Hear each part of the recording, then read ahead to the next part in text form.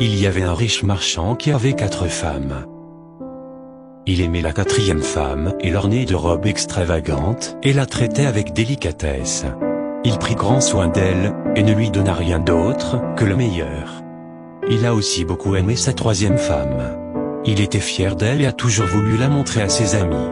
Cependant, le commerçant a toujours eu très peur qu'elle s'enfuit un jour avec d'autres hommes. Le marchand a aussi aimé sa 2e femme. Elle était très attentionnée, toujours patiente et sa confidente. Chaque fois que le marchand faisait face à des problèmes, il se tournait toujours vers sa 2e femme et elle l'aidait toujours à s'en sortir et à traverser les moments difficiles. La première épouse du marchand est une partenaire très loyale et a fait de grandes contributions dans le maintien de la fortune et des affaires de son mari, ainsi que prendre soin de la maison. Cependant, le marchand n'aimait pas la première femme, et bien qu'elle l'aimait profondément, il ne la remarquait guère. La fin arriva.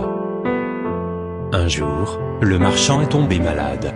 Peu de temps après, il savait qu'il allait bientôt mourir. Il pensa à sa vie luxueuse et se dit « Maintenant j'ai 4 femmes avec moi. Mais quand je mourrai, je serai seul. Je serai vraiment seul. » Ainsi, il a demandé à la 4e femme « Je t'ai le plus aimé, je t'ai offert les meilleurs vêtements et j'ai pris grand soin de toi. Maintenant que je suis en train de mourir, est-ce que tu me suivras et me tiendras compagnie ?» Pas question. Répliqua la 4e femme, et elle s'éloigna sans un mot de plus. La réponse était comme un couteau aiguisé dans le cœur du marchand. Le marchand triste a alors demandé à la 3e épouse, « Je t'ai tellement aimé pendant toute ma vie. Maintenant que je suis en train de mourir, est-ce que tu me suivras et me tiendras compagnie ?» Non. Répondit la 3e femme. « La vie est si belle ici.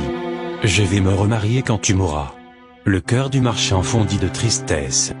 Il a ensuite demandé à la 2e femme, « Je me suis toujours tourné vers toi pour obtenir de l'aide et tu m'as toujours aidé. Maintenant, j'ai encore besoin de ton aide. Quand je mourrai, veux-tu me suivre et me tenir compagnie ?» « Je suis désolé, je ne peux pas t'aider cette fois. » répliqua la 2e femme.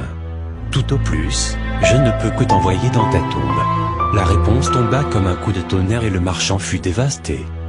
Puis une voix criait, « Je pars avec toi. Je te suivrai peu importe où tu iras. » Le marchand leva les yeux et il y avait sa première femme. Elle était si maigre, presque comme si elle souffrait de malnutrition.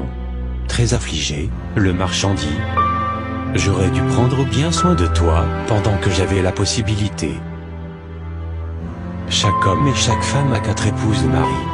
Que signifient ces femmes? La 4e femme. La 4e femme est notre corps. Nous aimons tellement notre corps. Nous prenons soin de lui, nous mettons des vêtements et des chaussures. Nous donnons de la nourriture à celui-ci. Nous en prenons soin comme la 4e épouse de cette histoire. Mais malheureusement, à la fin de notre vie, le corps ne peut pas nous suivre dans l'autre monde. La 3e femme.